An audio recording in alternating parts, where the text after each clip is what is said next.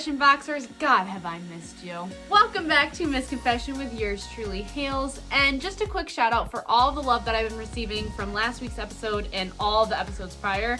I really would not be able to make this channel without you guys, so thank you. Okay, moving forward, the real reason why you guys have clicked on this video today, and that is for Confession 12. This is definitely a confession that I have been super hesitant on sharing with other people just because of my own ego and my own insecurity, but I would not be the authentic confession boxer that I am if I don't do this for you guys. So here it is, Confession 12, and it said I finally love my body. So for those of you who have known me for a while, know that my self-image has been something I've struggled with my entire life. My entire life, I've been that girl that looks in the mirror and fills herself with negative self-talk, whether it's that I'm fat, that I'm ugly, that I'm not worth it, that I don't deserve the world, that nobody's going to love me because of the way I look, blah, blah, blah, blah, blah. Every time I did that, I was just digging myself into a deeper hole of self-loathing and ultimately reflecting back what it was that I was speaking. So if I was saying that I was fat, I was getting heavier. If I said that I was ugly, I looked uglier. It was this constant vicious cycle that I was in with myself about how much I hated how I looked.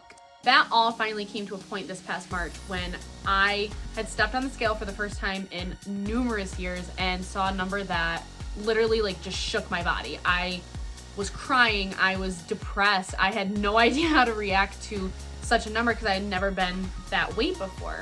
It was that day in March at the beginning of quarantine that I decided I was going to make a change for myself. At that point, I joined Newm, which some of you may be familiar with, some of you may not be, but it's essentially a psychology app that teaches you how to lose weight and how to relearn how to eat.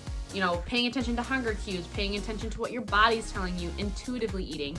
All of that really good stuff that we have from the time we're younger, but we lose as we get older. Once I started doing the program more, I not only started to lose weight, but I started to fall back in love with myself. So when I say that I've lost 30 pounds, it's not just 30 pounds that I've lost, but there's so much that I've gained. Through losing the weight and falling more in love with my body, I gained a sense of respect for myself. I started to see myself as beautiful. I began putting myself out there more. I've developed healthy relationships with others. I can feel as though I can be my authentic, genuine self and my weight's not holding me back, or my negative self-image isn't holding me back. The reason why I'm making this confession video isn't for you guys to pat me on the back and be like, wow, Haley, good for you, you look great, but instead to reach out to those people who have that negative self-image. We unfortunately live in a society where this is a very typical thing. I'm an educator, I've gone over that before in videos, and unfortunately, I'm seeing this becoming more of an issue younger and younger in girls. Whether it's they sit down, they say, oh God, my stomach's hanging out, or oh, I can't wear that shirt because it makes my stomach look big, or wow, I look really ugly when I wear my hair like that. And it's so hard for me to hear things like that because I was that girl and I needed somebody at that age to remind me what true beauty really is. Being beautiful has nothing to do with how much you weigh or what you look like, but everything to do with how you treat other people and how you feel about yourself.